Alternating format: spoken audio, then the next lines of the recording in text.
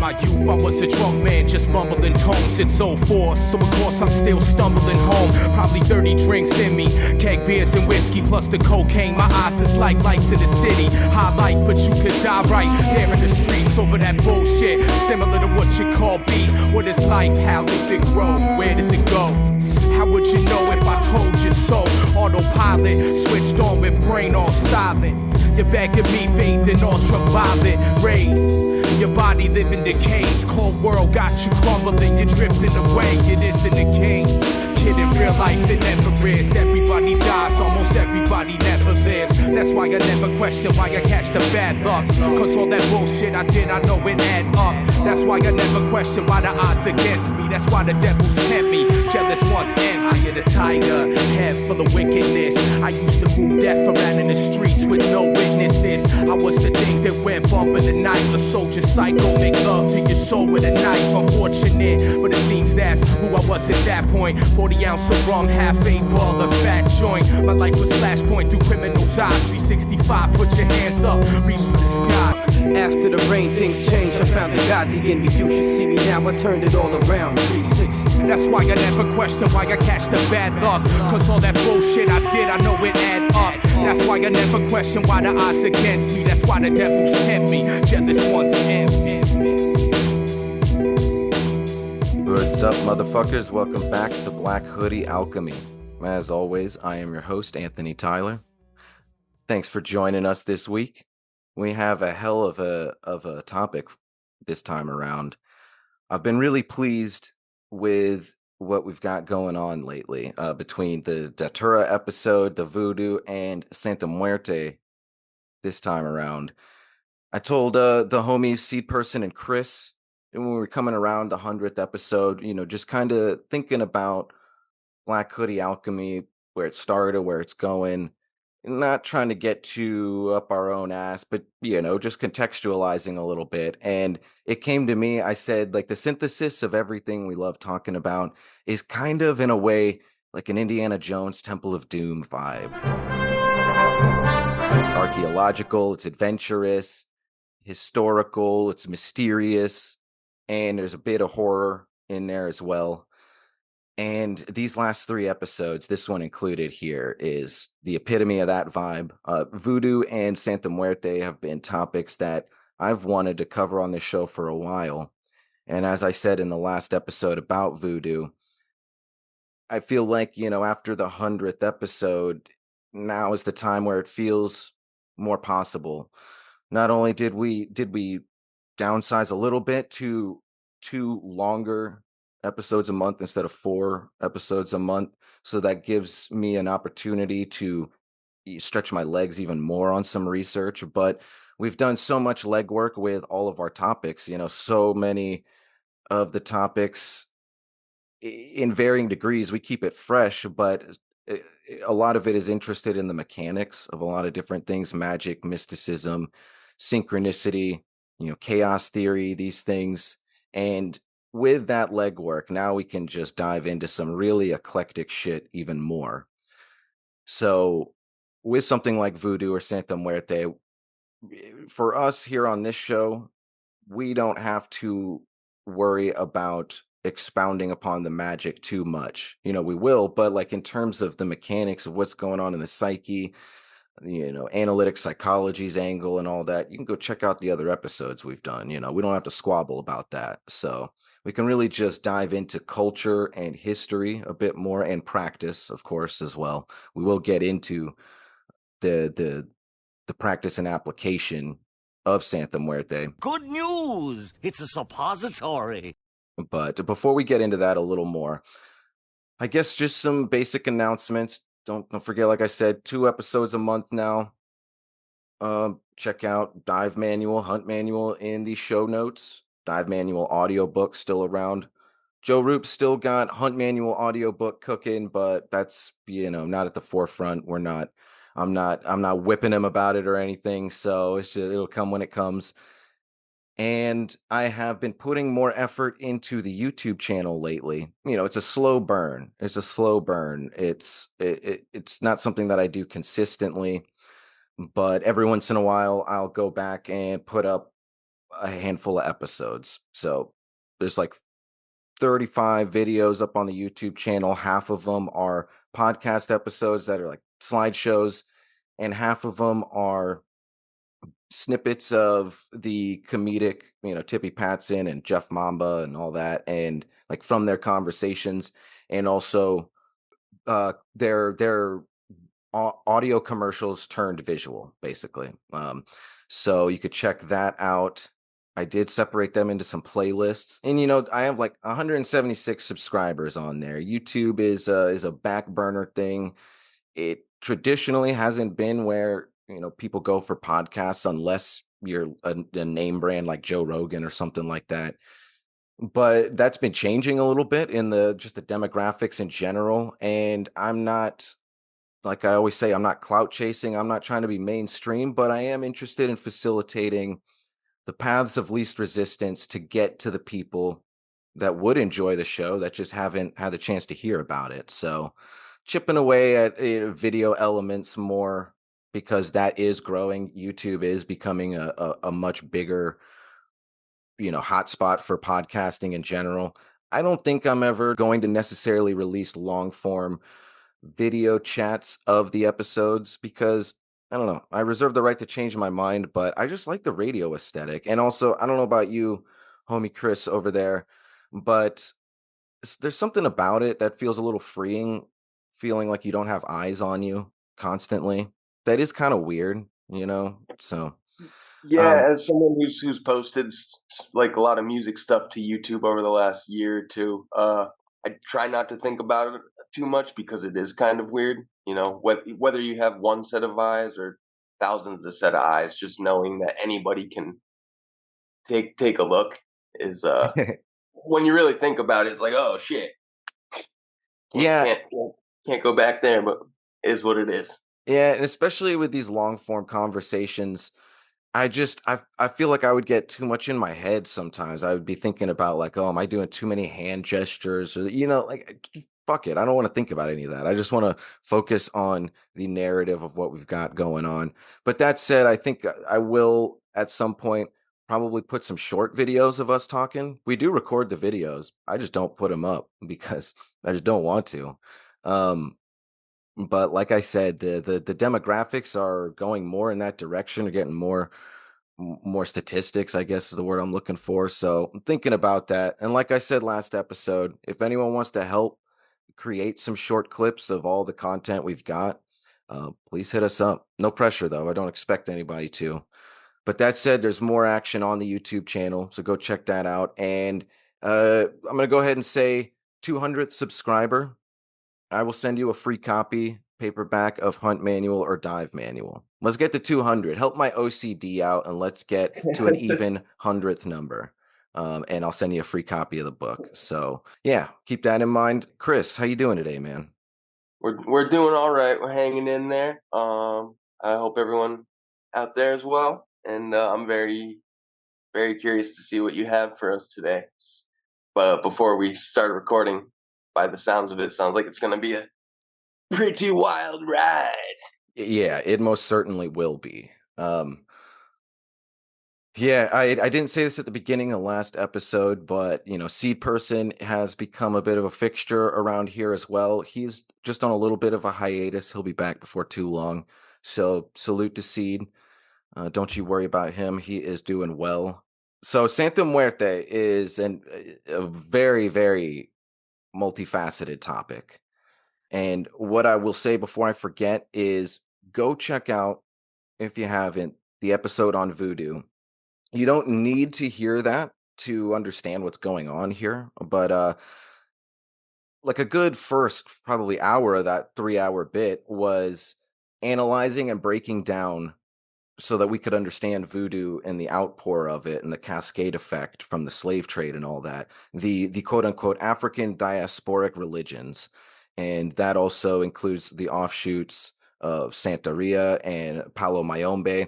We'll bring up Palo Mayombe again here just because for context, we simply can't not bring it up. And Santa Muerte fits sort of in that I don't know, that diagram cascading downward, Santa Muerte is in somewhere in there. It's not like directly related to African religions, but like I said, the cascade effect. So check that out. And because also, and again, similar to Paulo Mayombe, we'll just simply have to get into this again, even though we did use it as a talking point in last episode. The concept of death itself and how it's got different context and usually a much healthier context, honestly, outside of the West. And I mean, Santa Muerte, the saint of death, that's everything to do with this episode. So maybe we'll expound upon that a little more real quick. Firstly, though, as a teaser, I think I will say this: the two sides of the Santa Muerte coin are fascinating. As some of you know from listening to some of these recent episodes, before transitioning into this electrician apprenticeship, I've been bartending at a hippie bar here in Pensacola. Serves kratom, kava, and coffee.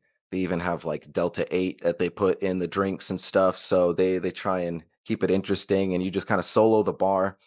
It's been a unique time. I've had a lot of fun. I get to talk about research, like, because it's an eclectic bunch of people, and they're asking me the questions about it. So it's been a cool place. At one point, I was talking with Leo. Shout out to Leo. He listens. He'll come across his name at some point. And I was showing him the Dark Tourist bit, because I have the TV back there that I keep on mute, and I can play whatever music I want within reason, and it was dead as hell. So I put on Dark Tourist, which is a great show you should check out on Netflix, and I showed him the bit in the Latin America episode. It's like a good 15 minutes or so, all about Santa Muerte, where he's going there and he goes to the neighborhood where it sprang from and all that jazz. And there was someone else there. He was enough of a regular, so I wasn't worried about his opinion or anything, but because I knew he was cool, but I didn't know him that well. And he also wasn't paying attention much. When he heard we were talking about Santa Muerte, he was like, "Oh, that shit, like that cartel sacrifice black magic shit, like that shit is crazy." And I was like, "Well, hold on, because this whole thing here, and it's not like I'm just drawing from this here. I've read about it a little bit, like." It's got some pretty grassroots, like kind of inspirational, just Catholic folk magic. But I was like, but you're right, there is cartel stuff involved. And he's like, yeah, man, there's a lot of cartel stuff involved, and it's fucking brutal. And we didn't disagree at all, but I was coming more from one side and he was coming more from the other side. And I think we both didn't expect the other one. Like, we kind of forgot for a moment that there was the other side until the other person brought it up. So it was just a moment of just like, huh, yeah, complicated, complicated comparative religion. What a subject. And it stuck in my head because I was like, yeah, you really can't talk about one without talking about the other. And the more you look into it, it's not like there's a lot of weight on both sides. But what is important to know is that it did not start out as like a cartel, black magic, satanic religion. It is this Catholic folk magic that is not accepted by the Catholic Church, but is still, technically speaking, it is a Catholic folk magic. And because of its association with death, it's just think about the double-edged nature of death itself. Just something that believe me, we will expound upon. And it's easy to see how you could have such contrasting sides on that same coin. But yeah, it's crazy because on the positive side, the Santa Muerte is considered a narco saint, which is what also something we'll get into. But and there's saintly qualities to that, even though they're not like officially canonized or anything. But on the other side, I think the cartel would technically also use the term narco saint, but they don't. Saint is used very much out of like it's their saint. They are full on. They have no qualms about identifying with black magic and Satanism, and the Richard Ramirez kind of look, truly. So that is And not, by huh? Narco Saint, do you just mean like a saint that's revered by the cartels? Well, that's a good question. Let's get into it. Because I I knew that this was a term. I didn't really know what the context of the term was, though.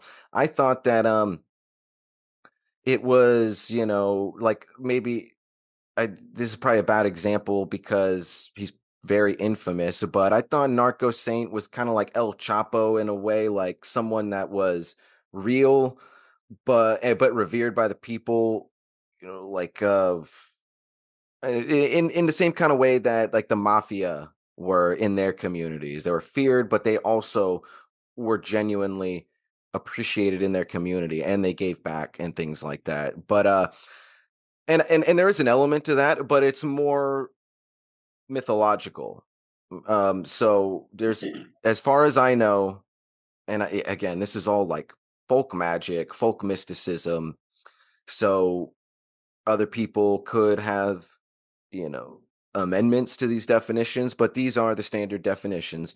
A narco saint is someone, in many cases, they are people who used to be alive, but they've been dead for 100 years or so at least.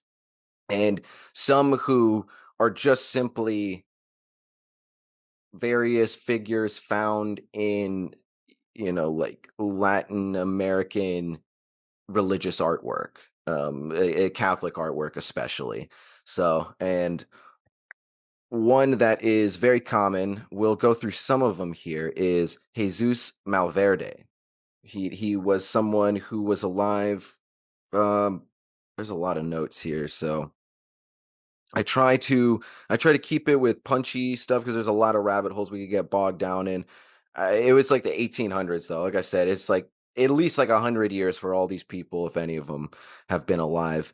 And he was like a Robin Hood cowboy bandit. And there's even different iterations of his story. In some cases, he was gunned down by police. In others, he was betrayed by a friend. But it seems like one way or another, there was a bounty on his head, and it is said in most accounts that his corpse was left on display hanging for a long time, so long that it just kind of decomposed and fell to the ground. And people started burying it with rocks. There's a specific term for that, but I can't remember what it is. Piece by piece, and that became, canonized in the community. And I guess I'll explain that a little more, and we'll explain a couple more characters. But to more directly answer your question, these are people who are revered by the community itself, not just the cartel, but most certainly the cartel. And it has to do with, with the dichotomy of luck and misfortune, and, people feeling like, a lot of the sentiment that I bet people can relate to on this show, where maybe you've done some bad things in the past, and you've I've done a complete 180, and maybe, you've been well adjusted for a while now, but you still feel like there's, karma or whatever else, just certain undone threads that you're working on that you're still paying off. And sometimes that sucks, and it feels maybe even disproportionate. You're like, damn, haven't I paid for this enough? It's not like I killed anybody. But I feel you there. yeah, and that is the quality of the Narco Saint. It's that Robin Hood. It is the spiritual nature of the the spirit, if you will, that is looking after the forgotten and the downtrodden. And so you could see how easily that starts to envelop crime in it as well. But like I said, all these things, this episode is just going to be like layers of the onion. We're going to come back on all these things and keep widening the scope. But that's kind of the only way you can approach some of these topics. So Um, Jesus Malverde. I wanted to say before we moved on to others, so they buried him over time in a mound of stones, and as I read reports online that in recent years that's a real place, and it was paved over and turned into a parking lot despite the protests of the community, and also in spite of whatever business investments people were trying to maintain there by paving that parking lot. People consistently over time continued to erect this stone mound in the parking lot, and apparently it still sits there. People were persistent. So Good. I'm glad that didn't stop them. That made me think of like paving over an Indian burial ground yeah, in a way, you know, just yeah, as far as the people's the culture's perception goes. yeah.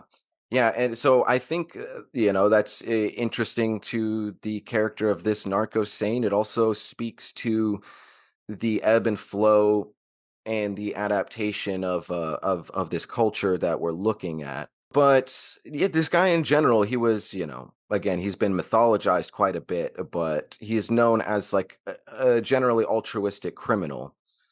Some other narco saints are Divino Nino, which is known as the compassionate young guide, who is a child with a basket, basically, and it is meant to, think about like drug smuggling and shit like that. It's good luck on travel and hiding shit and stuff like that. Oh, Um, it's an interesting connection you just made there, but I think that makes a lot of sense in a fucked up way. care to elaborate? Oh man. um, You don't need to. yeah, no, I'm enjoying the listen right now. I'll reserve those thoughts for the moment. Roger that.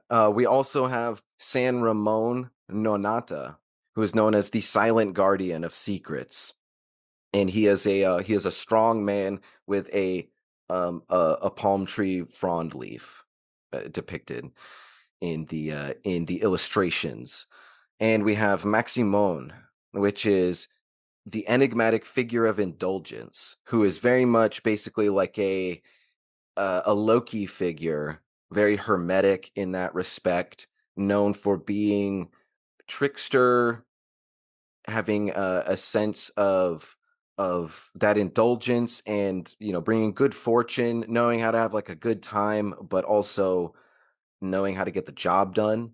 It's all very very hermetic, and the idea of Maximon also, from what I read, it was like a lot of these narco saints, but especially Maximon. What's the word I'm looking for? Um, Pulling on Mesoamerican roots as well, like Aztec and Mayan and so forth. But again, those are other rabbit holes. We're going to try and keep it focused here. Got a quote here, and as always, anything I quote you can find in the show notes. But it was just it was an explanation. I wanted to find the name of the website that I got this little snippet from here. Original Botanica broke down the Narco Saints well, and it's where I got some of the information just discussed as well. It says, the world can be a dangerous place, especially if you're involved in or affected by illegal activities. In such situations, these people might pray to the narco saints for safety and protection. Others might look for good luck or prosperity. They could be praying for a better job, a safer home, or even success in those illegal adventures. By worshiping the narco saints, they hope to gain some good fortune and make their lives a little better. And a lot of this is generally, before we get into the really dark, like just full on accepted like satanic elements, a lot of this is people, good people stuck in bad situations too. The old cliche of like, I just one more job to get my family out of this tough spot. Like, this is the element that the narco saints preside over, I guess you could say. And there are those hoping for miracles, as the article goes on. Imagine being in a situation. Yeah, well, I kind of just said that. Yeah. So imagine that situation. It sucks. The unique blend of crime and spirituality might seem strange, but it gives us an important lesson. It shows us that faith is not limited to quiet, peaceful places. Instead, faith can sprout even in the most unlikely corners. It can grow in the shadows of crime and hardship, offering a beacon of hope to those who desperately need it. The story of the Narco Saints is a testament to the strength and resilience of human belief and the lengths people will go to find comfort and hope. From the Robin Hood like Jesus Malverde to the pleasure loving Maximone, we see how faith can take on different forms in communities living on the edge. These saints, despite being tied to crime, offer comfort, guidance, and hope to their followers, especially during the hardest times. So, next time you hear about the Narco Saints, remember they're not just about crime. They are a reflection of the human resilience and the quest for hope, protection, and solace in the most challenging times. I thought that was pretty beautiful, honestly. What do you think so far, Chris? Um, very, very interesting to learn all this. It's all completely new to me. But I, again, I was saying last time, I think it's something our culture lacks a lot is having, traditions and figures like that, I mean, if you have like again, a religious background tradition, but as far as a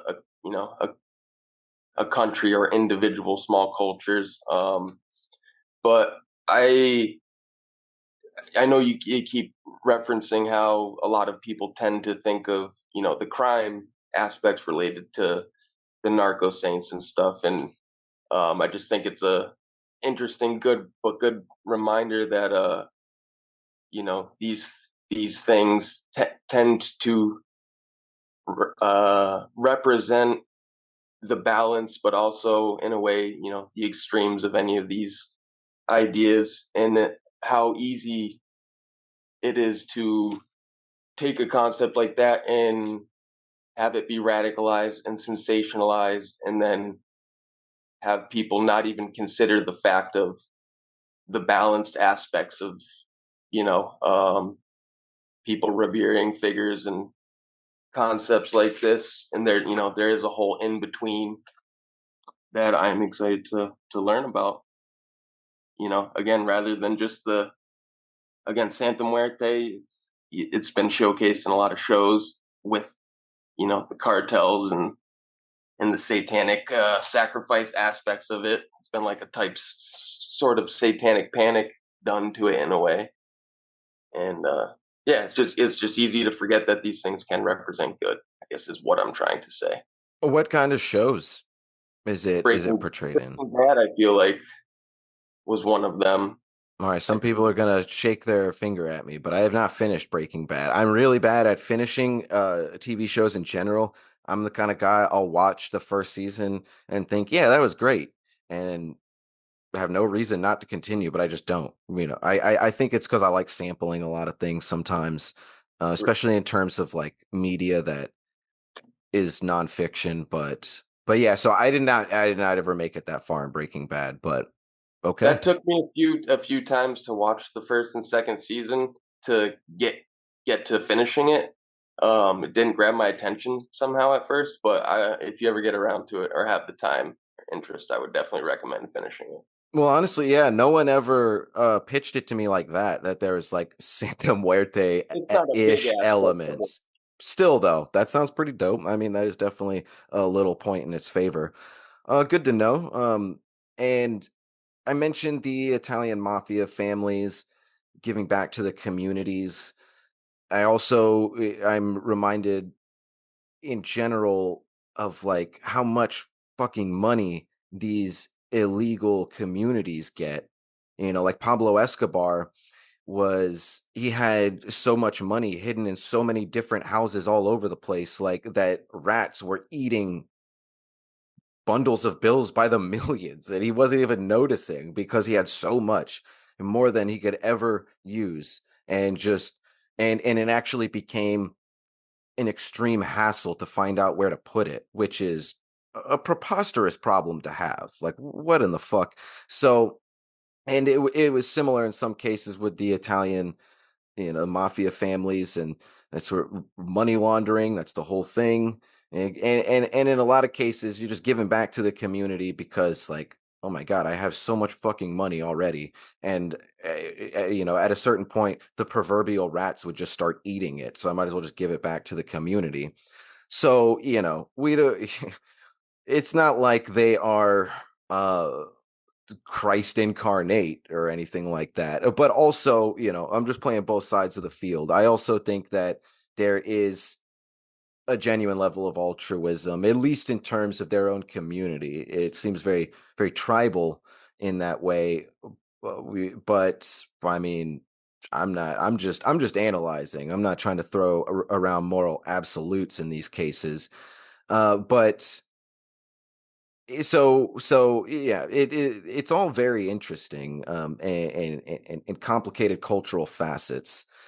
And I think I also wanted to mention that in terms of the cultural facets of this crime and comparative religion, as a little bit of a teaser before we get really deeper in there, with the cartel, it is a really commonly understood motivation that the FBI has talked about. It's it's like it's a documented motivation, I guess you could say, that they are conducting black magic with the intentions of running these drugs safely for them and, making money off of it, and understanding that part of the completion of the ritual is getting rich white people in many cases, basically, 'cause, like, that is the fucking, let's get the gringos on the other side of the border addicted to these drugs, and then they are our puppets, and in some cases, like, in the Robin Hood sense, fuck, man. There's an element. I don't condone it, but I get it. And obviously, when you get into all this satanic shit, I can't condone any of that, but um I think the absolute takeaway that anyone can draw from this is, however much you put weight into these spiritual elements, this is actual, like, by definition, this is spiritual warfare. And I find that very fascinating. Do you have any thoughts on that, Chris? I know that you are invested research wise. You try to educate yourself because of your past experiences on street drug culture, and the different nasty things that they're cutting with opiates and the fentanyl, like xylazine and all this crazy shit that a lot of people don't know about but is doing a lot of damage. So I don't know, what do you think about all this spiritual warfare drug action going on in this narrative? So I've had a lot of thoughts just based off my personal experience, being someone who's been an opioid addict for a long time, and someone who's experienced the shift of, you know, back in the day being addicted to pills, pharmaceuticals, and heroin, and then in more recent years, it becoming fentanyl, which is largely known to be coming, unfortunately, from Mexico, certain cartels in a lot of cases. Um, but it, the spiritual warfare aspect, I sat and thought about that a lot in my times of using, because this is shit that's gonna sound totally insane to most anybody, I imagine. But being an addict of any sort is a dark thing by nature. Um, but when the fentanyl started coming around, and then cutting it again with, like you said, xylazine, which is the tranquilizer, started mixing with the fentanyl. The drug experience itself became a a different thing. It was fentanyl, which isn't heroin, but they're similar enough. Then you throw the xylazine in the mix. Some people say they did that to more make it like a heroin high, but in my opinion and experience, it created this other drug experience completely individual to itself that always it very quickly began to feel a lot darker. Um, there were times when I still had my two cats. A lot of people will say, like, cats are they are sensitive to energies, and they see into different spectrums of the light frequency. But I would kind of jokingly say to myself, because my cat Max would be fucking staring like at me, but above my head a lot of times, like wide eyed in fear. And again, I know this how fucking crazy this probably sounds, but it You're in good happened. company here. Yeah, yeah. It became such a recurring thing that I started half jokingly, half seriously saying to myself, I'm like, "You staring at my dope demon?" Um, Yeah. and there, so again, the spiritual warfare aspects. There's an example just from how my crazy thinking thought, but Yeah, lest we forget the also, hungry demon yeah, motif. dude, A hungry and ghost, rather. the Excuse hungry me. goat, and also just the experience, the process, the manufacturing process of these drugs too, and the hands it goes through from all the way to the production facility to getting to the user. Like, think of how much dark intent, if like you said, they're doing black magic with a lot of these things, and um, it's to consider that producing a drug, a chemical manufacturing, could be a ritual of sorts that again isn't necessarily complete in it until it gets to the user, the end result. Think of how many hands and how much fucking crime, violence, whatever, just negative shit has come along with all those hands, all those fucking drugs have gone through. And it just again, it built for a very dark experience, and it really started having me think about the demonic realms and the spiritual warfare aspects of what could potentially be going on. And it yeah, I don't know, it's just hearing you put it like that again, just um I'm not gonna Yeah, say it's vindicate intense the my more you own think mind. about it. Yeah, it's again, because being someone who experienced what opiates, real opiates and opioids, quote unquote, were like, this is it's a drug experience unto itself. It's killing so many fucking people.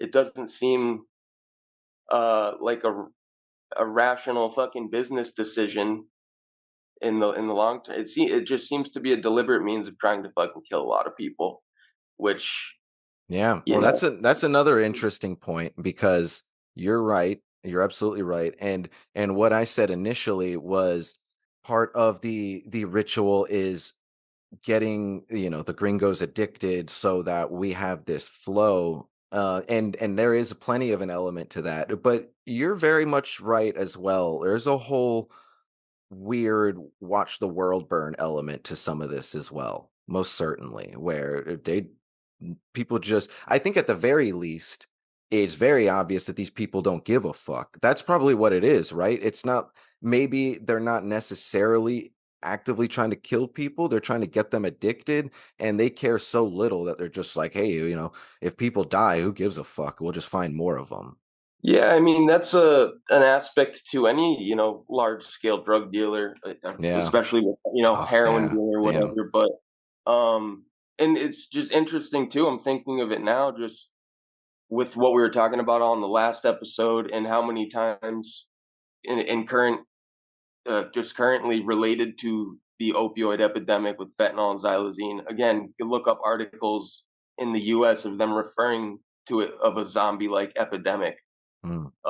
And if you see people under the influence of these drugs, it really is fucking jarring. Especially, it's jarring for me, who's been around the fucking slums and seen and been in really fucking dire conditions. But seeing how this is just it's tranquilizing people. That's what's gonna happen if you give them a fucking tranquilizer mixed with the fucking very potent opioid. Hmm. Um, but yeah, just the zombie aspect related to all of this, and in the terms of a black magic ritual, it's pretty fucking. It's a crazy fucking rabbit hole that goes in so many directions, but it's also, I think, an accurate way to consider interpreting what's going on. It Yeah. doesn't have to be an absolute answer, but Well, we'll get into that a bit more. I'm gonna try and put this episode on YouTube, but I'm really happy with the levels we're going to in this episode. I'm not sure if this is going to survive on YouTube. This is a pretty intense subject matter, but um, because it's only going to get crazier, quite honestly. it'll be a good experiment for putting stuff up on YouTube. See what sticks. It definitely will be a good experiment. So we're going to cycle it back to the Catholic folk magic here soon. Oh, but before I do that, I mentioned the Palo Mayombe as part of the African diasporic religion umbrella. We talked about that in the last episode. I've brought that up from time to time, and I covered it as the second ever episode of Black Hoodie Alchemy. You can find that on YouTube as well. It's a surprisingly popular one. Sometimes the true crime underperforms and sometimes it overperforms. And that is one that people have just gone back to. And I get it. It's darkly fascinating. And so you could go back for more of a narrative on that. But I have to mention it again because it plays so much into what we're talking about. So what I'm going to do is read a little bit from this article. It is an overview you can find in the show notes from the FBI's website. It's very thorough. And in it, they reference the Adolfo Constanzo and the Narco Satanicos, the Narco Satanists from in 1989, that whole thing with black magic and cartel drug running and human sacrifice. And I'll explain Palo Mayombe in a minute, but I really want to read this here. Because we were talking about the drug trade and all that, and it kind of strikes to that here. So these ritualized killings in modern day bring back memories of the 1989 murder of an American college student in Matamoros, Mexico. Investigators found the victim's brain in a ritual black cauldron called an nganga, belonging to a local marijuana smuggling ring that practiced an extreme form of Palo Mayombe. This gang offered over a dozen people, including the victim, as human sacrifices to ensure the magical protection of its members.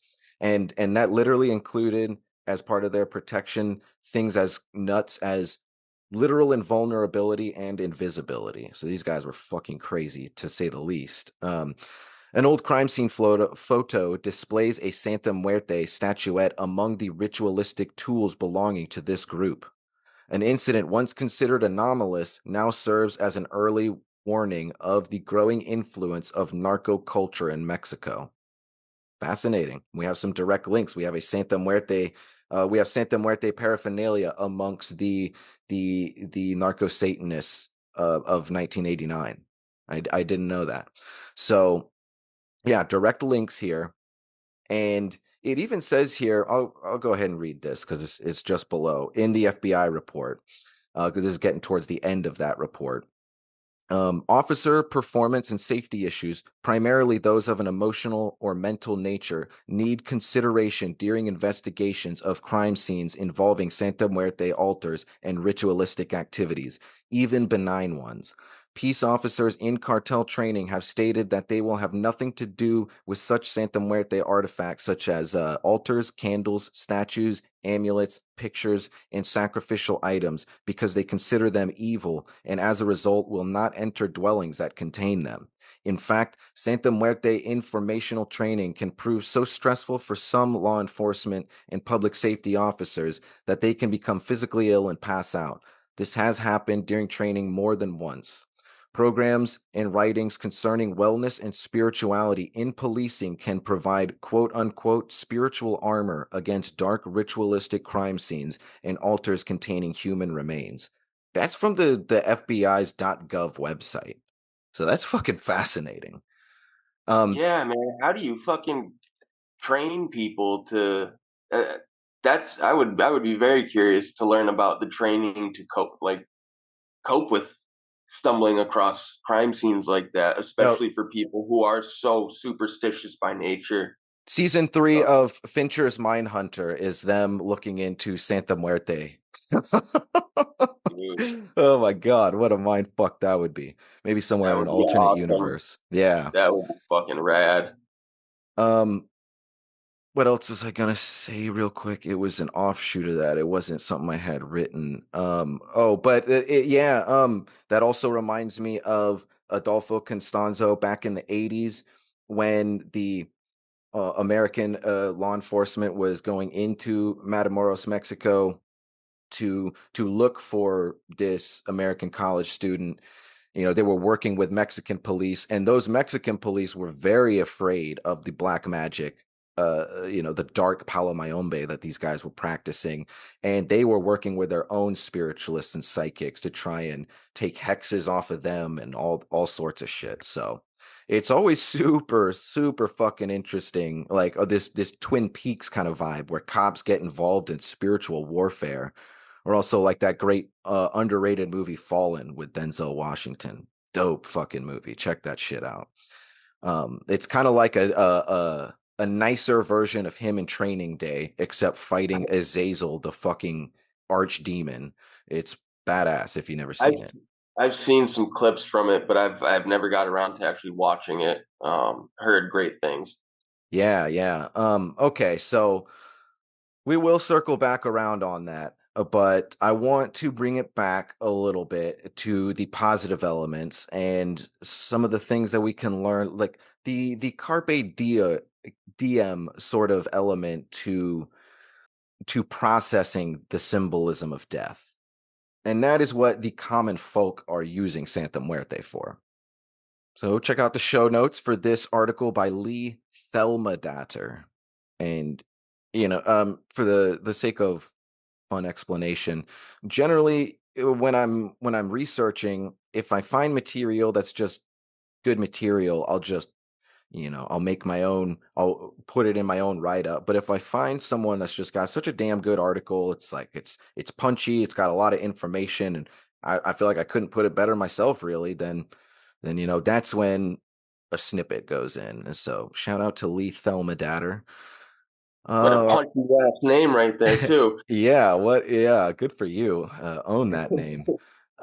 So speaking of names, with the name of Santa Muerte, which can be translated as Saint Death or Holy Death, the figure is considered female, not male. Alternative names also include the White Girl, think symbolic, not like racially white. The La Flaquita, which is little thin one, and perhaps most interestingly, the Virgin of the Forgotten. And in this way, if we're pulling on deep archetypal alchemical symbolism, very much a Lilith vibe. The Queen of the Qliphoth of the Tree of Death, and with a lot of equivalents to Kali, the Hindu goddess, and she was the wife before Eve in ancient Hebrew canon. It's stuff that's taken out of the Bible, but it was part of the canon before someone took it out.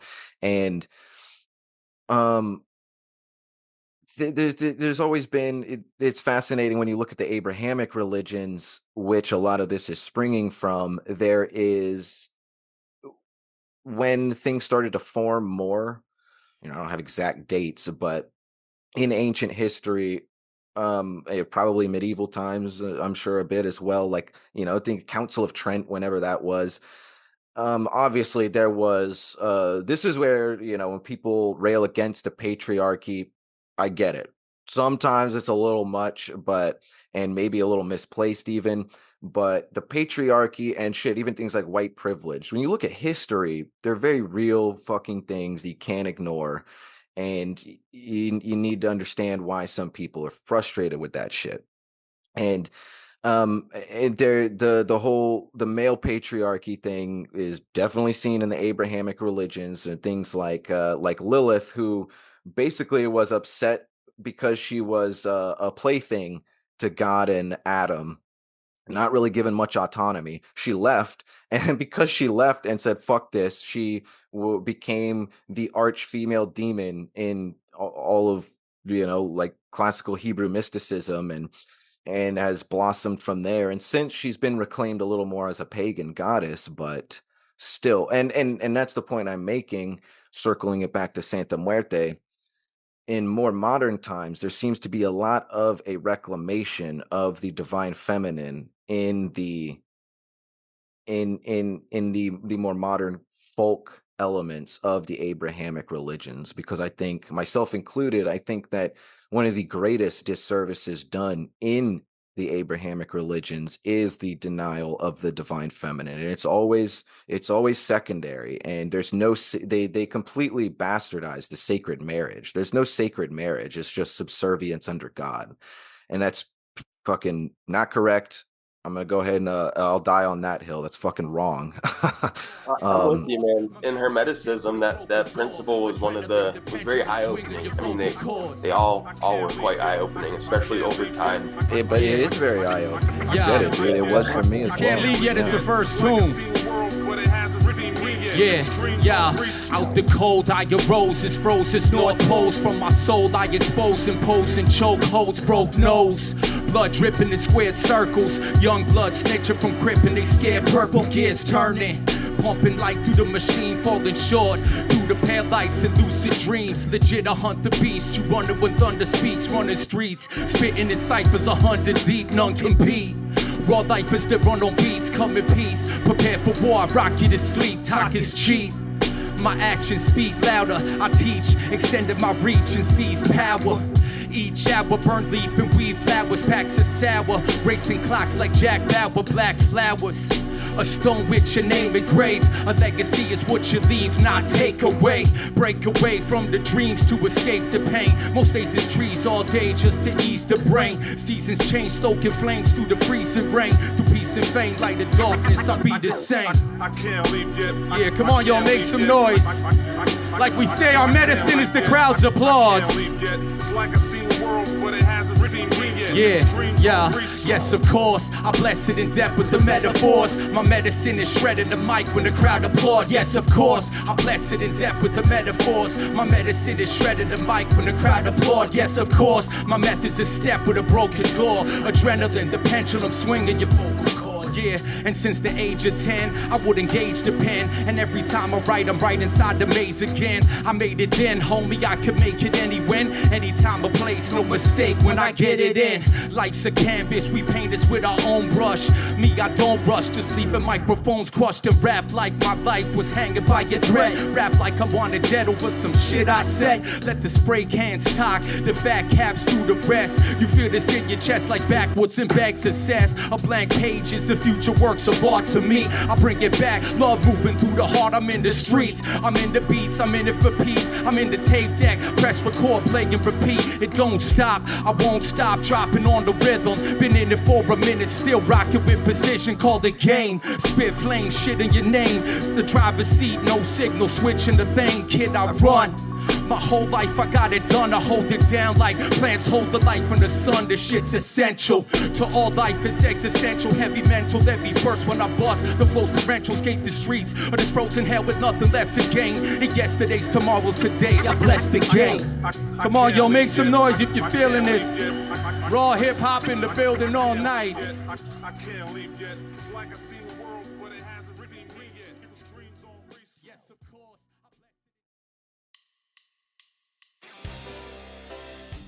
Hooey, dang on, man. It's your good old boy Tippy Patson here. You know, leader of the League of Extraordinary Gents, and I know the numbers have been thinning a bit lately, but we got some good old news. Well, I got a pretty mixed bag for you, but I'm excited about the good news, okay? Now, don't forget to check out all my products and all this and that. You know, you heard me talk about it. The Dolphin Glue Hair Gel, Tibetan Rainbow Body Weight Loss Program. And you heard that I've been done hanging out with old Aaron Rodgers, and I lost him in the sewers while we were hunting for gators in New York City. Well, Aaron made his way out, and not only did he file a class action civil lawsuit against me for leaving him down there, I didn't leave him, I just couldn't find him. He ran off looking for them rats. But he also found my good old buddy, my good friend, longtime friend, Bio Jones, that we left accidentally we couldn't find them in Portugal in transit as we shipped ourselves in crates from the Everglades over to Europe. Now I'm glad to see that Bio Jones is doing all right, but you know, I'm sweating this class action lawsuit, y'all, and I'm really hoping that they don't find the plumber and the electrician that Jeff Mamba tied up and you know interrogated with questions about the Illuminati while I was gone. So this shit could stack up a little bit, you know. But the good news is I am officially starting my own podcast, and I'm very excited about it. Right now, I believe it's going to be called Gator Wrestling with Tippy and Justin. And my co-host is going to be Justin Otto. And we're going to have Jeff Mamba and Apex Monsoon up in there a little bit. And we don't have any dates yet, but we started tinkering around in the studio. And I'm very excited. Hold on to your horses there, okay? But keep your eyes peeled.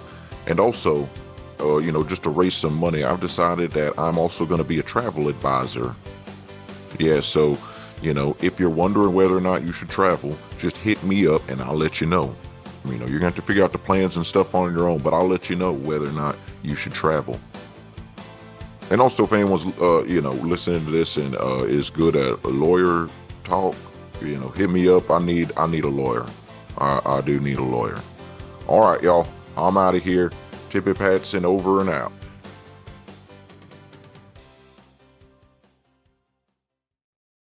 Hello, everybody. Jeff Mamba, Mind Jockey, is in the house, and I'm currently looking for like a Hevak, you know, maintenance guy to come and look at my air ducts. You know, it has nothing to do. Please, if you're concerned, if you heard that I've been recently doing investigations into the ancient trades schools and the connection to the Illuminatis.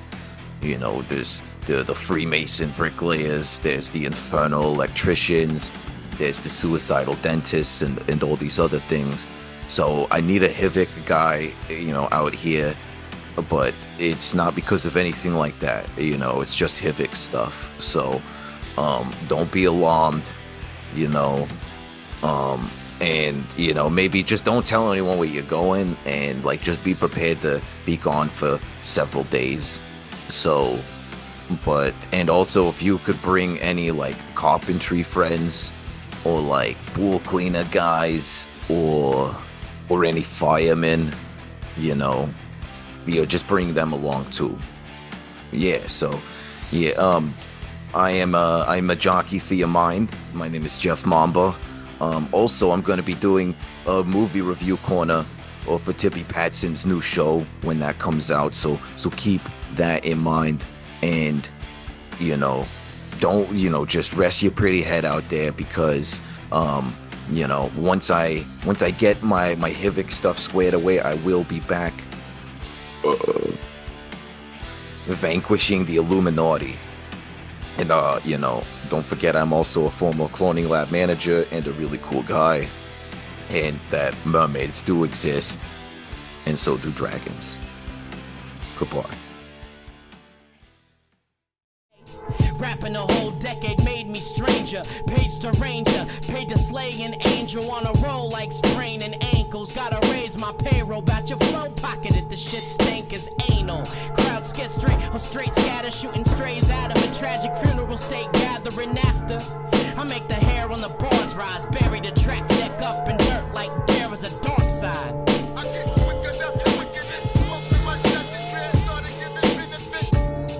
I get quick enough to wickedness, smokes in my step, this dread started giving benefit. I get quick enough to wickedness. So moving onward with this little bit of this article here. Religious studies professor R. Andrew Chestnut. What a great name for a religious professor of Virginia Commonwealth University. What'd you say? I said that's official. That's more official than a referee with a whistle. Indubitably. So this guy was the author of Devoted to Death, Santa Muerte, the Skeleton Saint. That sounds like an interesting read. Published by Oxford University Press. He says that Santa Muerte has 12 million followers in Mexico alone, and it's rapidly gaining followers in the US and other parts of Latin America. Her popularity in Mexico may not seem strange for a country famous for Day of the Dead, but Santa Muerte's existence is nonetheless controversial. Ground zero for Santa Muerte is undoubtedly Mexico City, more specifically the neighborhood of Tepito. And this is the neighborhood that David Ferrier visits in Dark Tourist. So you could check, it's like a good 10, probably 15, maybe 20 minutes. I really enjoyed it. I've gone back to it a few times because it's just well done. And he's a good documentarian too. And yeah, it's a very rough neighborhood. So just over 2 decades ago, a woman named Enriqueta Romero, better known as Dona Kira, who is also in the documentary there, decided to go public with her faith in Santa Muerte and erected a shrine to Santa Muerte outside her house in Tepito, both as a testament and a place for the faithful to gather.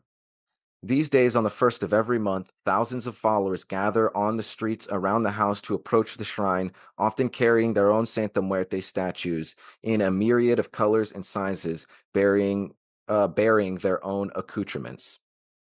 Shrines to Santa Muerte have since proliferated all over Mexico City's poor neighborhoods, including others in Tepito. Some are notable in their own right, such as one in the Doctorus neighborhood. It's like doctors with an ES at the end. I guess that's the name of the neighborhood, where Santa Muerte shares space with the Narco Saint Jesus Malverde. In conjoining city of Tultitlan, man, these fucking these Latin words, folks. I'm trying my best, but you know me. If you've listened to these episodes, you know I give it my best as far as it can go, and I'm never gonna say these words again, realistically. So like, I'm not gonna break my back over it. But Tultitlan, I don't know. There is a temple of Santa Muerte with a 22-meter tall image. Santa Muerte seems to have exploded from out of nowhere. Donna Quita claims the faith goes back generations, but that worshippers had to keep hidden until about 20 or 30 years ago. Neither its practitioners nor academics agree on its origin or history. There's a little bit more here. Donna Quita said that the faith in Santa Muerte does not have pre-Hispanic origins, but according to various researchers, it dates back to 1795, like archetypally at least, when the indigenous people worshipped a skeleton in a town in central Mexico. So this idea of the veneration of death actually does go back very far, and that is what you can attribute as well, in part, in great deal of a part, to the African diasporic religions. But I think it's fair to say Santa Muerte itself does not have pre-Hispanic origins, and it was kept secret for centuries, and then began proliferating a little more in the 1940s. It saw a little more action in the 90s, and now there's 12 million people in Mexico alone. The offerings generally given to Santa Muerte are cannabis, tobacco, and that kind of gas station alcohol that is a shot in a plastic bottle and tastes like rubbing alcohol, the good stuff. So, and I really like that. That's like the kind of saint that I appreciate. And there's also at the Museum of Death in New Orleans that I've been to a couple times now. I noticed just this last time around that there's a full-on Santa Muerte altar, and I enjoyed it. I noticed it, like I sat with it for a moment, but I didn't give anything to it. I didn't know it was there. So next time I will give a little bit of an offering. And there wasn't any weed, but there was a lot of blunt wraps. There was some like 40s and shot glasses, and there's a lot of dollar bills rolled up. That's something also I think is cool, is money is a thing. And what is it called? It's called like sacrosanct, I think the word is, where something is considered so so important that it's not going to be messed with. Yeah, that is the word, sacrosanct. So even in these poor cultures, people do not fuck with any money given to Santa Muerte because they believe in the power, and they also don't want that bad juju on them. I'm glad you said that because my mind was thinking about like, oh, of course, there's probably at least one dumbass who's tried to steal, some of the alcohol or the blunt wraps, the money from the shrine. But imagine what the fuck would happen to them. I wouldn't want to be that guy. Yeah, no shit. No shit.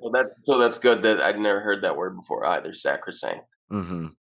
In terms of the proliferation of Santa Muerte, the religion is rapidly evolving and diversifying, but similar to voodoo, it has no central canon at all. It's just basically the veneration of death.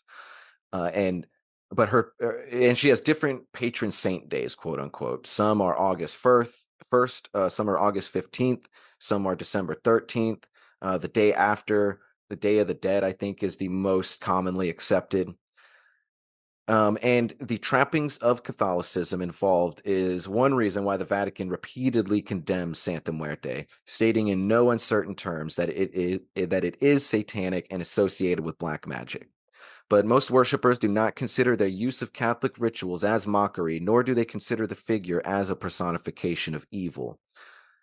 The other issue is her strong association, obviously, with the cartel and the delinquents. And Donna Kita acknowledges that many in front of her house, paying homage to Santa Muerte, are delinquents.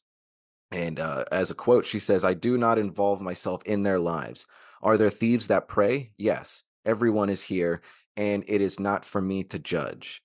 And that is a key emphasis with the Narco Saints and Santa Muerte that I didn't bring up. You probably could have assumed, but it's important to really pin it down on the nose here. Something that defines a Narco Saint is one that does not judge. What they are doing is understanding that in the folk magic element, they are understanding that good people get into bad times sometimes, and they're trying to help you get out of it. So, yeah, the more you look into it, the more like it's kind of unfortunate, but it's built into the mechanism of Santa Muerte, and that's part of the genuine beauty of it. It's almost this is probably going to sound a little silly, but it's almost in that. And I know libertarianism, like fuck politics and all that, and like the Koch brothers brought out libertarianism among others and everything else. But generally, theoretically, in philosophy, like the whole libertarian element of just kind of live and let live, even if you don't agree with it, is very Santa Muerte, and it's something I can appreciate. But perhaps the greatest challenge of Santa Muerte to the church is its metaphysics. Christianity essentially exhorts its followers to eschew the world and focus on a reward to be found after death. Time on earth should be spent on, quote unquote, getting right with God so that when we die, we can enjoy what life denied us. And that is something I personally have always been against. I think that is just as bad as believing in reincarnation so much that you just fuck off this current life. It's a very bad mentality. But many of Santa Muerte's followers see themselves trapped in a reality, very Gnostic, that will not allow them to approach God, especially since the church requires itself to be an intercessor. Even if God might not judge these people, everyone in the fucking church sure does. So these faithful are quote unquote forgotten by the church, assured only of death, not of redemption. Instead, they think it's best for them to focus on today's needs and desires because perhaps they can get a small favor here and there rather than a big reward at the end. Santa Muerte is inclusive since death does not discriminate. She will hear petitions for difficult things like crime, but she also appeals to police officers who deal with crime and violence every day. She even appeals to some in Mexico's upper classes who live with the reality of becoming victims of kidnapping and extortion, which is an intensely prevalent thing still. For Tepito, Santa Muerte is not part of the community's identity, and Romero considers attempts to return faith in her to traditional religion to be invasive. Okay.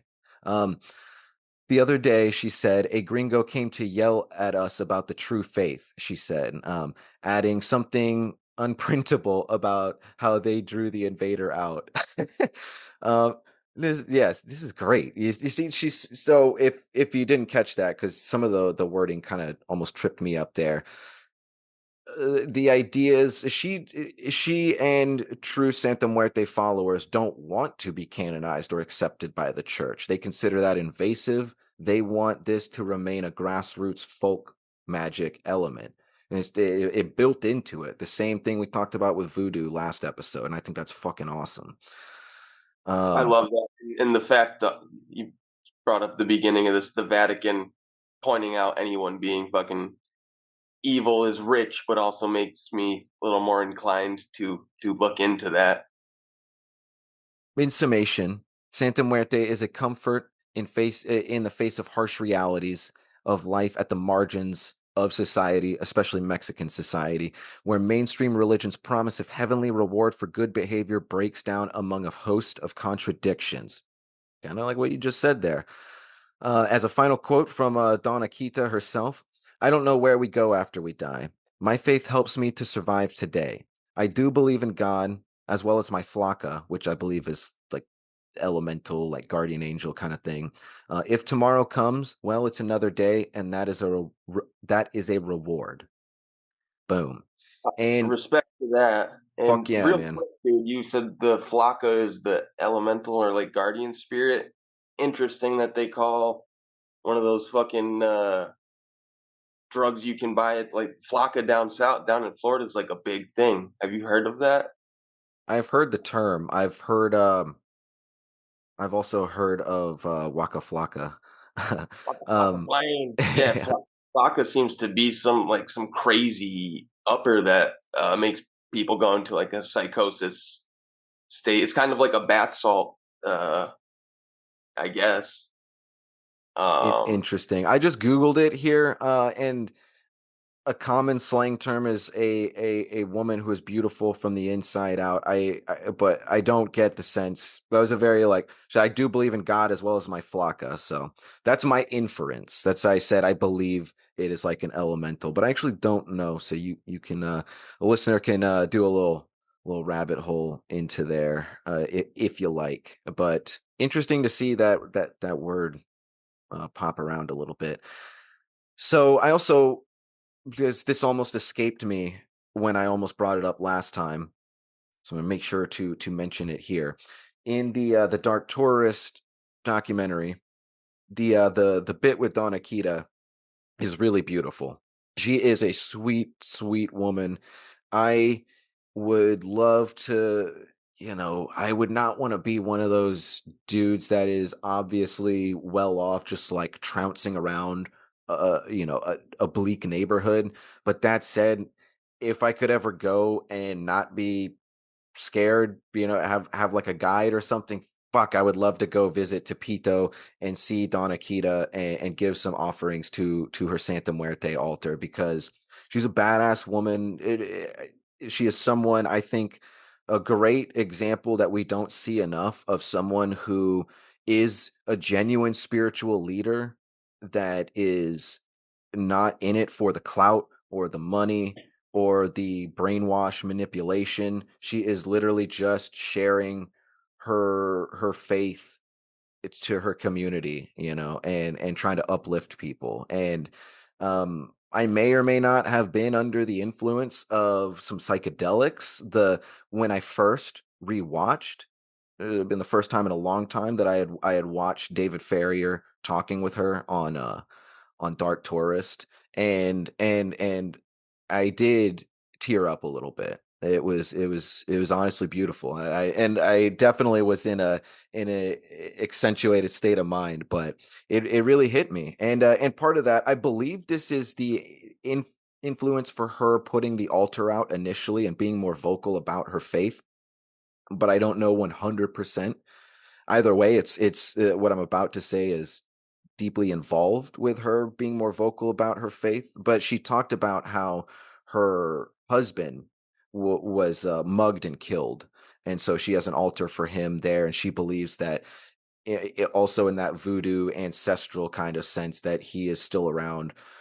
And she's processed that very beautifully. And she also mentions in the documentary that she apparently has cancer, and she is very at peace with that as well, and is profound, man. So I'd really like people to understand that even though we're about to get into some really violent, heinous shit, this is a very complicated thing, and there's a lot of genuine beauty here.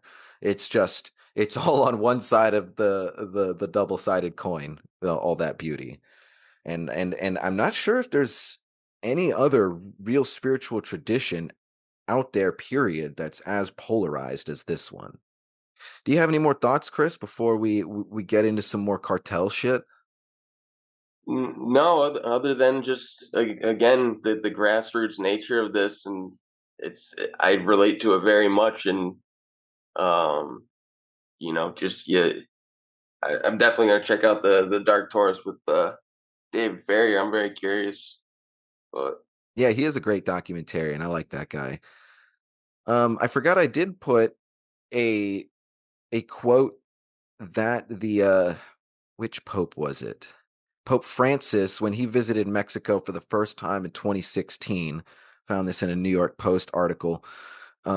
He said of it, "I am particularly concerned about those many persons who, seduced by the empty power of the world, praise illusions and embrace their macabre symbols to commercialize death in exchange for money." The Pope said, blah, blah, blah. I just made that clear. "I urge you not to underestimate the moral and antisocial challenge which the drug trade represents for Mexican society as a whole, as well as for the church." So don't make the mistake that jackass Pope Francis made and lump all of Santa Muerte in with cartel black magic. Not only is it ignorant, but it is going to delude you from deeper spiritual insight, quite frankly. yeah, it sounds like he's Fuck Pope afraid that Francis. his flock will learn a thing or two from fucking Santa Muerte if they opened their mind. Yeah. Open your mind and stop opening the bottoms of the church, boys, you fucking pieces of shit. So let's see. Is there any more from this New York Post article here? Let me take a look at this. All right, so this New York Post article is going to get us a bit deeper into the FBI looking into this, and then we're going to straight up get into the FBI itself. And it says, so the narcos and the gangs all believe in the power of prayer, said Robert Almonte, a Texas-based security consultant and former deputy chief of the El Paso Police Department who specialized in narcotics. They believe that the saints will protect them no matter what they do, and that's dangerous because it emboldens the traffickers who truly believe they can get away with murder and still go to heaven.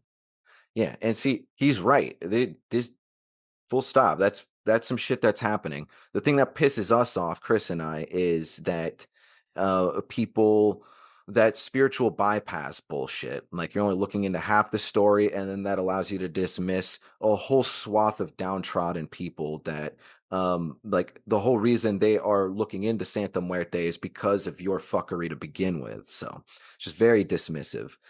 But in some cases, Santa Muerte altars feature cash offerings, but even rival gang members will not fuck with that sacrosanct cash offering. Many of the gruesome murders, including the beheadings and human sacrifices committed by the drug gangs, are done so in the name of Santa Muerte. And in a 2016 interview, a sicario for the Juarez cartel named Edgar, who we'll see some more quotes from, described his worship, telling documentary filmmakers during a prison interview that before each hit job, he would pray to the saint to ensure that everything would go according to plan. "I actually did sacrifice people for my Santa Muerte," said Edgar, then 26. The thing is that I kill for ordering, but I talk to her and say, hey, I got a job. Just make me hit. I am going to give you that life. It is for you. Okay. Yeah, so he's saying I get the order from people and then I go to her for the good follow through. Edgar claims he killed 60 people on behalf of the Juarez cartel.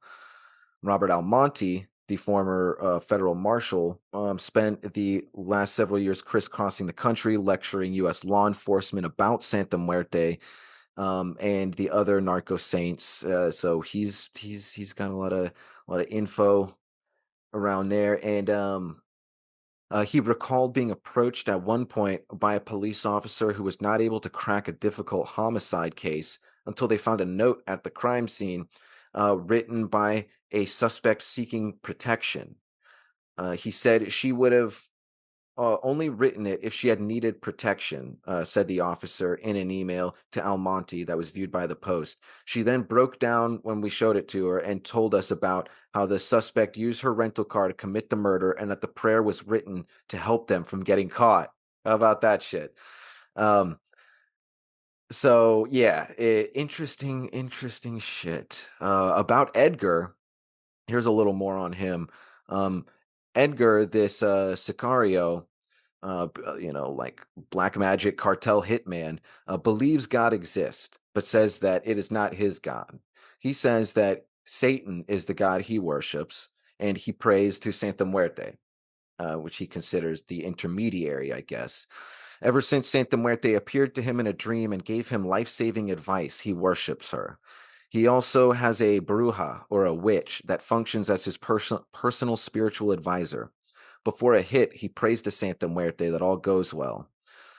Santa Muerte actually whispers to him while he carries out the killings, he says. Edgar is honest and admits that he actually does enjoy the killing, says it makes him feel powerful. And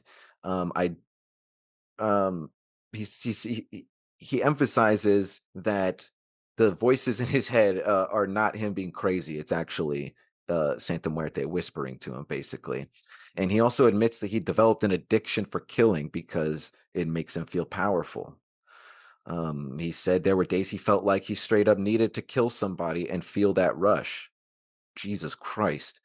At the prison, there is an addict anonymous that I think saying that he's looking into apparently some of like Addict Anonymous groups in prison that are trying to help people, including him, with addictions to killing. Wow, interesting. He also Assassins Anonymous. Yeah, Assassins Anonymous. Jesus, wow. He compares himself with a soldier, Edgar does. Spiritual warfare much?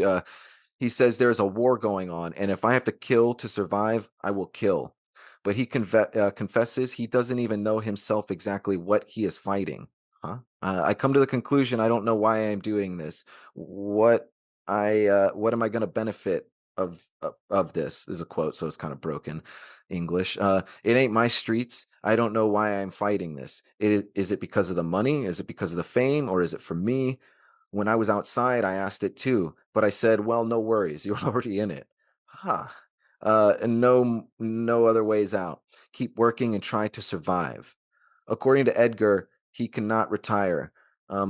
Only if the war finishes, you can retire. Whether he will resume working as a sicario once he is out, he cannot say. And why anyone would ever consider the possibility of him getting out, I cannot say. I don't fucking understand what's going on there. Good point. So that's some pretty heavy shit there. It's a strange moral compass for sure, but he's open, and I don't want to necessarily say that he's brainwashed, but when you say, I don't know why I'm doing this, yeah, I don't weird know. Stuff. Certainly a very misguided soul, but oddly self-aware in his lack of focus.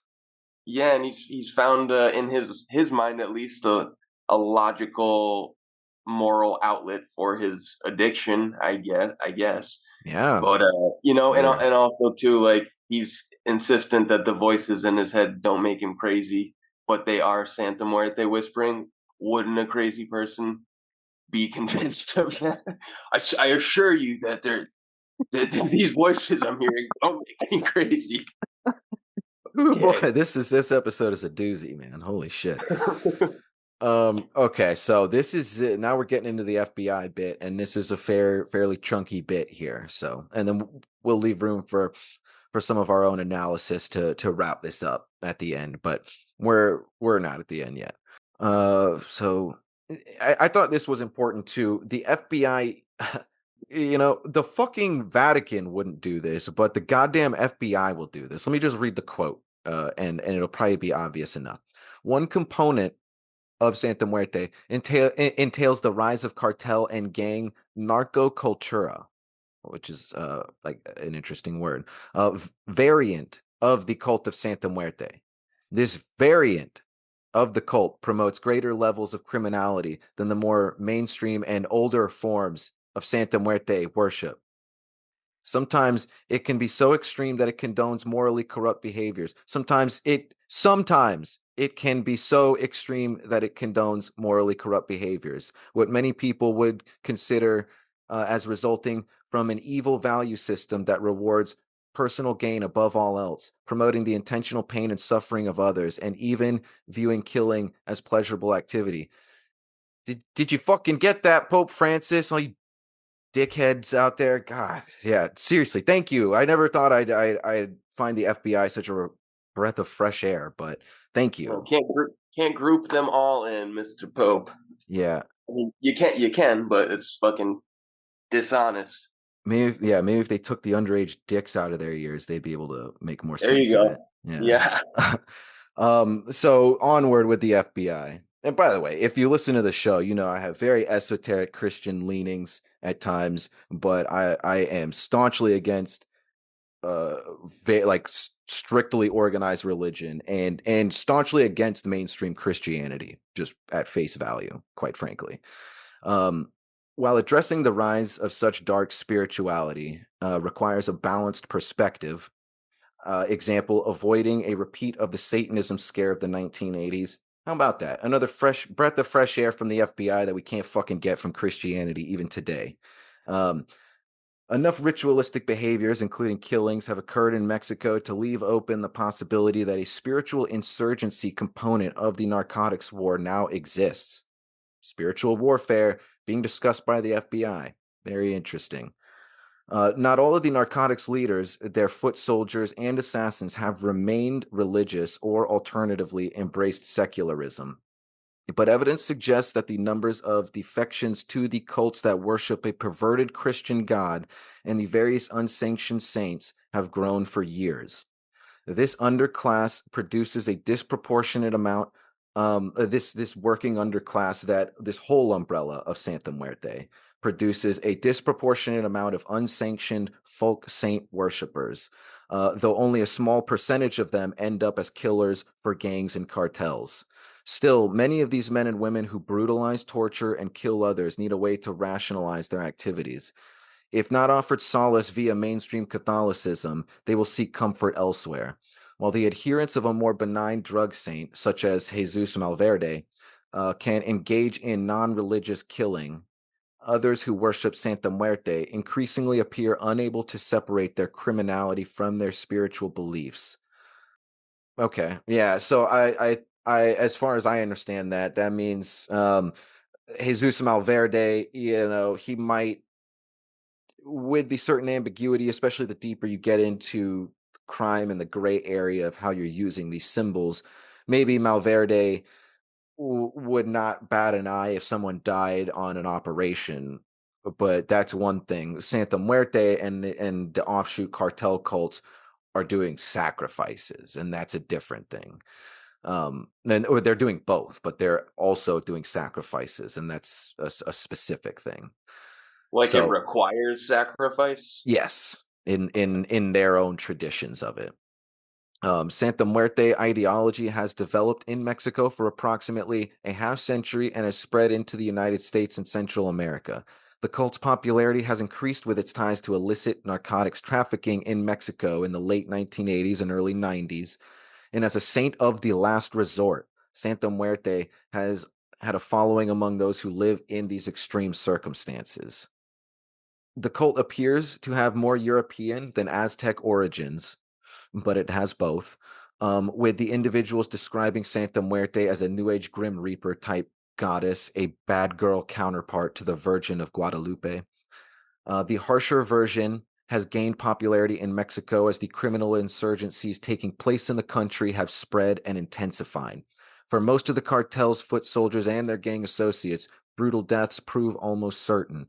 Such a form of imminent mortality facing adherents make the worship of Santa Muerte very spiritually dark.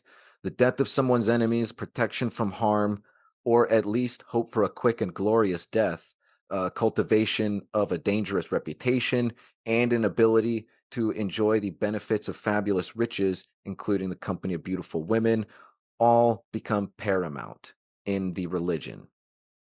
With the stakes so high, the sacrifices and offerings to Santa Muerte have become primeval and barbaric. Rather than plates of food, beer, tobacco, weed, so forth, in some instances, the heads of victims and presumably their souls, which is in the FBI document, presumably their souls, have served as offerings to invoke powerful petitions for divine intervention. Santa Muerte rituals vary, and worshippers disagree about some of the symbolism and the proper procedures to gain the spiritual and physical results petitioned. However, adherents generally consider Santa Muerte a jealous and vengeful deity who demands that her follower conduct the rituals and sacrifices properly to avoid her divine wrath.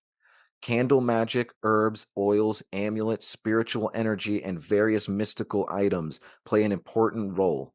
Often the color and mixtures of items employed determine ceremonial intent and arrangement of the altar. Components of the rituals also hold importance. Candles help to focus worshiper concentration and act as a conduit so that Santa Muerte receives their prayers. Smoke blown, alcoholic drinks spit out, and narcotics smeared on statues are thought to help activate them, their prayers. The bases of candles and statues also have items or artifacts embedded in them and may be anointed with oils and herbs to enhance their power. More extreme forms of worship involve bowls of blood, animal and human, at the altars and smeared on the religious icons and on the devotee as part of a blood pact with Santa Muerte. Here is from the same FBI article, a breakdown of the color and symbolism. I'll go ahead and read that just for the hell of it. It's interesting. Red symbolizes love and passion. Black, power against enemies. White, personal protection. Green, response to injustice or legal issues. Gold, attempt to attain wealth. How about that? Bone, peace and harmony in life. Blue, spiritual harmony and concentration. Copper, removal of negative energies. Call back to our episode on the neuropsychology of ESP in the copper room conductivity. Purple is the transformation of negative events into positive opportunities. Silver is luck and success. The number 7, I guess the combination of all of them is something that is used as well, basically. So in some cases that I found in this article, the FBI noted that a real human skeleton was dressed as a bride in a black bridal gown and put in the house that was used to house kidnap victims. That's the only thing the house was used for, and it was an altar to Santa Muerte. So that's some kind of shit that they do. Incidents involving sacrifices to Santa Muerte have involved. This is where I should probably give a trigger warning at this point. So fair warning. Maybe skip ahead 5 or 10 minutes. But some of these sacrifices involved victims with completely skinned alive. And hearts have been removed. Others have found individuals castrated and beheaded while alive, lit on fire and burned to death. butchered and quartered, all in the name of Santa Muerte. Sometimes authorities, it says sometimes, like this more than once, it's just fucking crazy in and of itself. Authorities have found only the victim's skin left. It remains unclear if these violent killings represent the acts of secular psychopaths or those following some sort of ritualized spiritual purpose. Okay, good note. It remains unclear. So they're saying like all the heinous shit that they found in this specific article, and they're saying that if even a quarter of this is Santa Muerte, it's not a good sign, and judging by the comparison of the numbers here, probably a lot of it is Cartel Santa Muerte. If we're making really educated guesses based on numbers. But it also says over 5 centuries ago, worshippers offered the skins of human sacrifices to the Aztec gods. The FBI has given us some real thinkers here. It has not been confirmed whether some Santa Muerte worshippers have revived this practice, but evidently the FBI is very interested in that premise. These ritualized killings, call back to the beginning. This is where they talk about Matamoros and Adolfo Constanzo. If you didn't know, because I didn't bring it up, since we circled back to that, part of their practice was, we did mention it a little bit, but I'm not sure if it was clear. Their sacrifices were put in like a witch's cauldron, which is really intense and trippy, and that was supposed to fuel the nganga, the spirit, like the egregor or something, or the tulpa, or however you'd like to put it. It's fucking dark and horrifying and fascinating. Chris, do you have any thoughts, my friend? Very heavy. One, I can't even imagine stumbling across fucking only a husk of skin, human skin. That's just a fucking disturbing picture to think of. And I wonder if the extremity of some of the things that some of these sacrifice methods have to do with, in their mind, the more extreme a sacrifice method, to work with them, an extreme operation that they're going to have to do, or process they're going to undertake, or is it just a means of these psychopathic people just getting, getting their kicks off and getting addicted to the more like how extreme can we go with taking these people out, or is there some correlation in their mind to, well, I need to do this to appease Santa Muerte for the intention of this sacrifice is for. I don't know if that makes sense.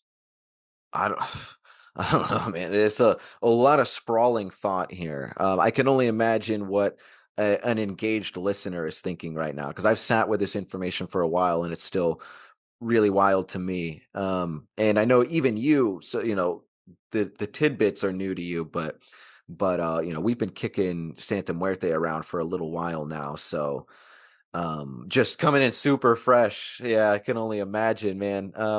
Quite a few rabbit holes. Food for thought in a doggy bag, as we've said in other episodes. And I really only there is some more we can talk about for sure, but I only have a little bit more in terms of quotes here. And I think because this was so surprising to find in an FBI write-up, I'll read this sentence and then it leads into a fresh paragraph. Programs and writings concerning wellness and spirituality in policing can provide quote-unquote spiritual armor against dark ritualistic crime scenes and altars containing human remains. The latest variant cult, you hear that, Pope Francis? The latest variant cult of Santa Muerte promotes extreme, corrupt, and criminal, even evil behaviors. Law enforcement agencies need to provide a balanced yet vigilant response. The rise of a fully criminalized and dark variant Santa Muerte worship holds many negative implications. Of greatest concern, the inspired and ritualistic killings associated with this cult could emerge across the border and manifest domestically in the United States. So that's some real shit, man. It's all throughout this article. They're like, we need to, we're aware of satanic panic. We do not think that's helpful or want to feed into that. But at the end of all of our research, we need to be aware of the potential that this stuff could spill into the US. And spoiler alert, it has spilled into the US. I think probably everyone is that probably doesn't shock anybody too much. I mean, religion is like all over with the internet and everything else. It's not an epidemic in the US, but especially in big cities like Chicago, there was one headline I recall where there was some big Santa Muerte killings around there, like probably like 2016, 17, something like that. So in part, in certain shades and degrees, some of this is happening in the US, most certainly. And of course, when you take into account, like we talked about earlier in the episode, the whole idea of the spiritual warfare and the drug smuggling and the getting the upper class addicted to the drugs as all part of the ritual and ceremony of the dark cult of Santa Muerte. Um, in that sense, it's just spilling over further into the US. So, Definitely um, a troubling thing to think about, especially with the times, but you need to be realistic about this shit and consider, I think it's good that the FBI is differentiating variants of Santa Muerte, but still we need to have the understanding that um there are some inherent dark aspects to it. And yeah. I mean, let's just hope there aren't a bunch of Santa Muerte sleeper cells in the US waiting for a ritual to kick on or some shit. Yeah, no kidding. I don't think we have that to worry about. I mean, if anything else, they seem way too hedonistic to do something like sleeper cell shit. It seems like they are really bent on clout chasing and getting money and just enjoying themselves and getting the power out of the killing and torturing and murdering because it makes them feel better. But it seems like most of them have that heat. And I think what I'm trying to say is, as scary as that is, the drive of hedonism in with those dark elements, it's definitely even scarier um to consider that there's at least some percentage of them out there that are just trying to watch the world burn, it seems like. So Yeah, so you don't even need to have that sleeper cell aspect to it. But damn, that has a nice ring to it. Santa Muerte sleeper cell. Fucking yeah. death metal song right there. Yeah, holy shit. Yeah, death metal band right there. Yeah. Um so I think like this episode in general and everything we've gone through, I think it illustrated it fairly well with getting into the dichotomy of the downtrodden in these communities and then just the violent and heinous. But I think it's worth emphasizing one last time the idea of death is a potentially very enlightening thing, and it also doesn't have to mean this one very specific literal interpretation that we use in the death. Surprise, maybe to you, but death is extremely symbolic and it has a lot of different facets in art, in psychology. We're going through deaths. Shit, every day is a new day, right? You could take it like that. You could, in that sleep of death, what dreams may come. And there's there's something very powerful on both sides of that sword. It can rob you of your peace, and give you just nothing but anxiety and despair, or it could give you that, like I said earlier, that carpe diem. Why do I keep missing the M on that? That carpe diem sort of element, where you understand that there is an urgency to life and you don't let that override all the other simple pleasures and the present moment of life.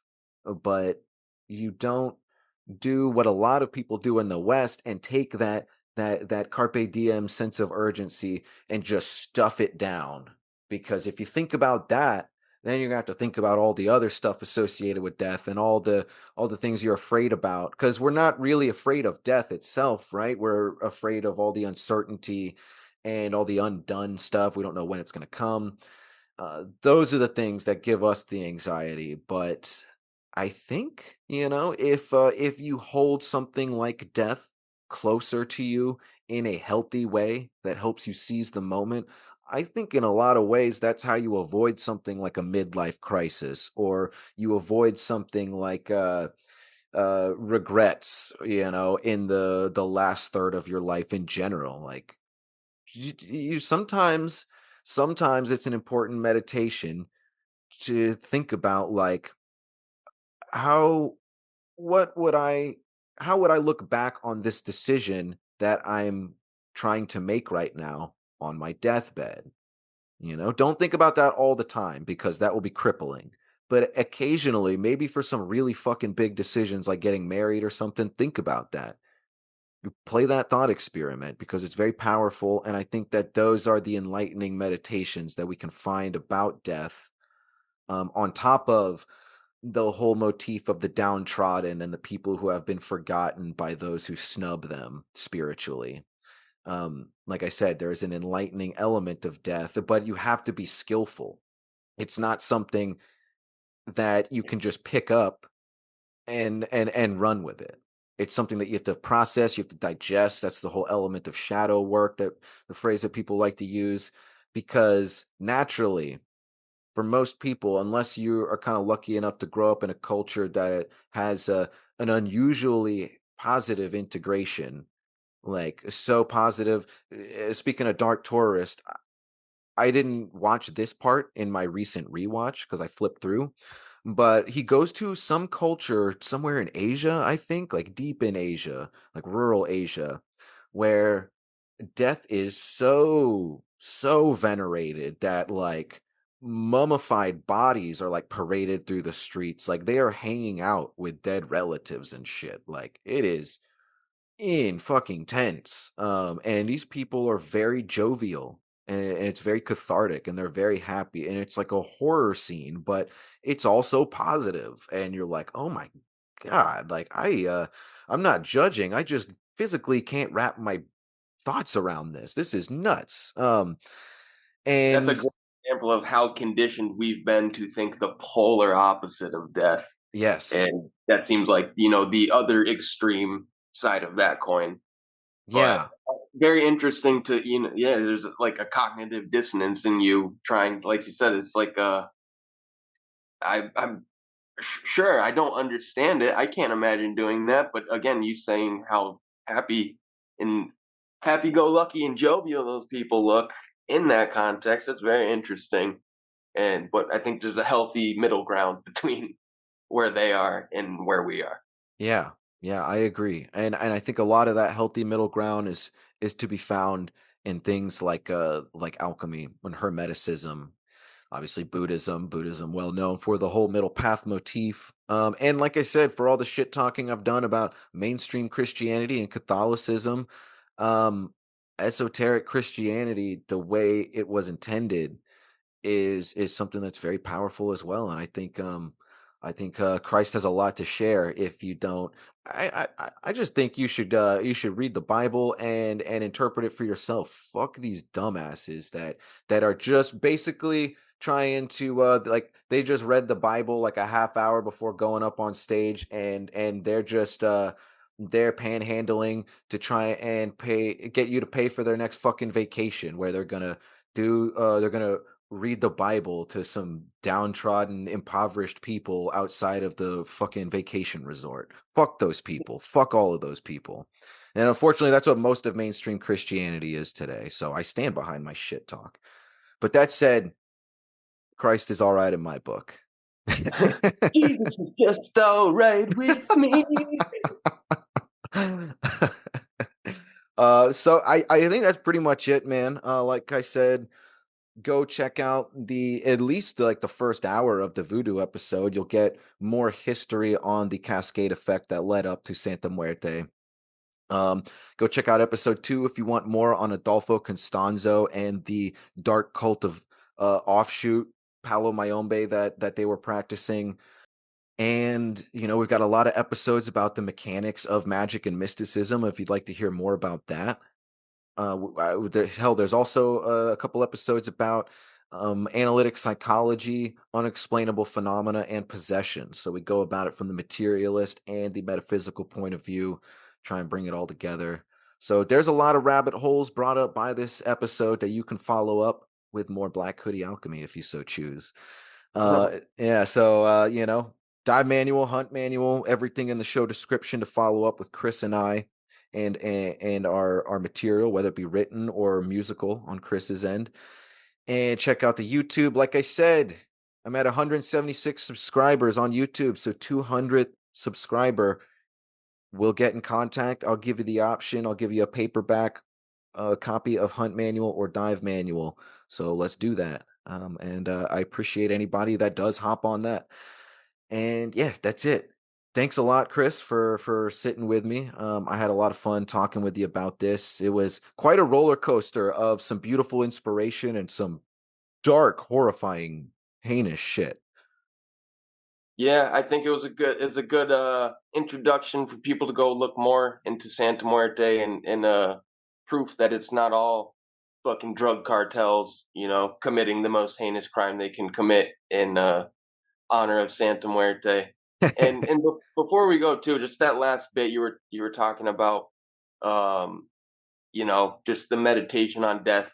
For some reason, I kept thinking of, for anyone that struggles imagining how death doesn't have to be such a dark thing, go look up at the picture of Chris McCandless in the bus, because we've talked about that on here, and I think that's one of the best. I think that picture just says a lot, with if you understand the context of it. And you're talking about the one where he has the note up and he's like, I've lived a good life, like God bless and all that, and he looks like he's about to die, but he's got a smile. He's got the biggest fucking smile on his face, man.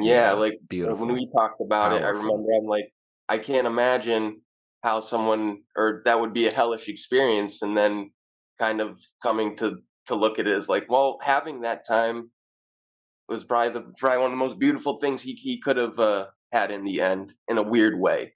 But not like you should go seek it, but seize it if you should ever find yourself there. Like, that's, talk about magic and alchemy, taking something so dark and turning it into something so beautiful and transcendental by your own intention, like alone, basically. Real shit, man. All right. Powerful note to end on. Thanks to everyone for listening. Hopefully there are some positive takeaways for you amidst some of this dark insanity. And don't forget, I don't know how you could forget, but this has been fucking Black Hoodie Alchemy. I am Anthony Tyler with the homie Chris Fiato. Don't forget also that we will not be coming out with an episode next week. It'll be the week after. It's every other week now. But stick around. Thanks for tuning in. Smoke weed and God bless.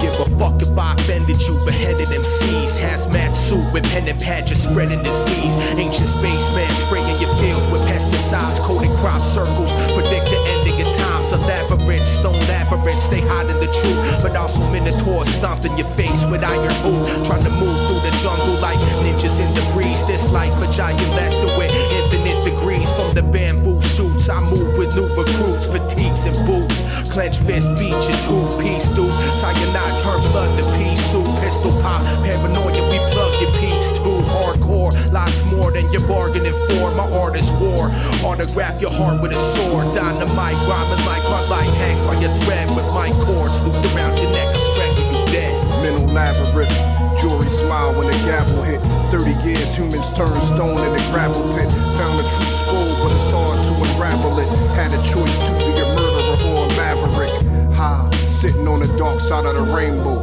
Empty water buckets yelling fuck it to the angel. Four corners of death, extra breath, take an angle. Electric chair, 3K style with the strangle.